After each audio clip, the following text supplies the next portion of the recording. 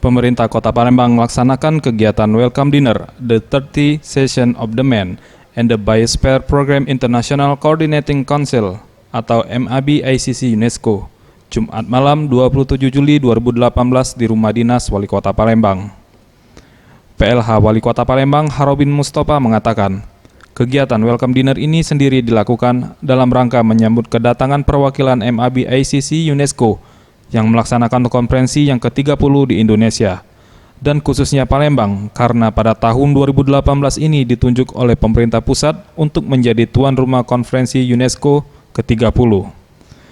Para perwakilan MAB ICC UNESCO ini sendiri berasal dari sekitar 60 negara.